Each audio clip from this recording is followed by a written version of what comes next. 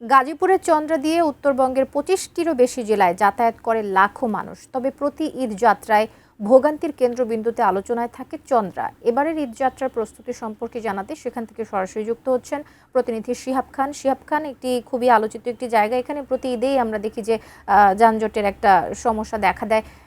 এবারের আসলে কি ব্যবস্থা নিচ্ছে প্রশাসন যানজট কমানোর জন্য তারা?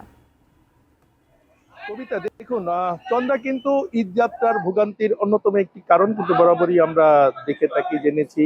কিন্তু এবার এই চন্দ্রার পাশাপাশি কিন্তু এই ঢাকা, টাঙ্গাইল, ঢাকা সাভার এবং টাঙ্গাইল হয়ে যে মহাসড়কটি ঈদ যাত্রায় ব্যবহার করা হবে, এবার কিন্তু চন্দ্রার পাশাপাশি সেখানে যুক্ত হয়েছে আশুলিয়া বাইপাল এলাকায় যে যে মহাসড়কটি আছে সেই অংশে আপনি জানেন এলিভেটেড এক্সপ্রেস ওয়ের কাজ চলছে।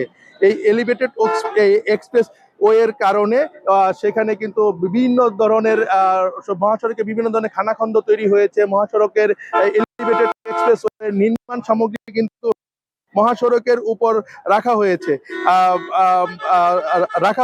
এই কারণে কিন্তু এবার কিন্তু চন্দ্রার পাশাপাশি সাভারের পরে সাভার, নবীনগর, আশুলিয়া বাইপাল, শ্রীপুর এই অংশেও কিন্তু ব্যাপক যানজট হওয়ার সম্ভাবনার কথা জানিয়েছেন পরিবহন সংশ্লিষ্টরা।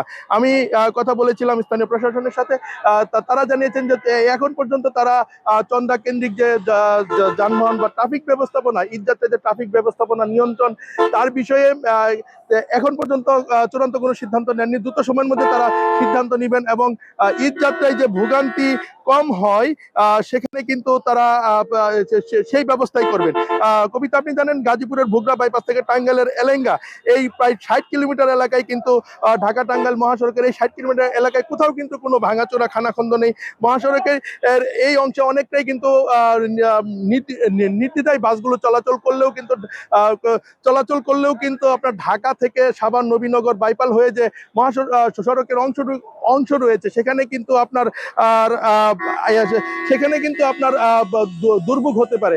আমি কথা বলেছিলাম পরিবহন সংশ্লিষ্টদের সাথে, তারা জানিয়েছেন যে এবারের চন্দ্রায় যদি এই চন্দ্রাতে যদি স্থায়ীভাবে একটি ট্রাক টার্মিনাল বা বাস টার্মিনাল নির্মাণ করা হয় এবং ঈদ যাত্রায় এই মহাসড়কের উপর দাঁড়িয়ে যে যাত্রী নেওয়া হয়, এই বাসগুলোকে যদি সেই বাস টার্মিনালের ভেতর নিয়ে কিন্তু যাত্রীর ব্যবস্থাপনাটা করা হয় এবং মহাসড়কটা একদমই পরিবহন মুক্ত, অর্থাৎ দাঁড়িয়ে যাত্রী নেওয়ার মতো পরিবহন মুক্ত যদি করা হয়, তাহলে এই চন্দ্রার যানজট স্থায়ীভাবে নিরসন হবে বলে পরিবহন সংশ্লিষ্টরা আমাদের জানিয়েছেন।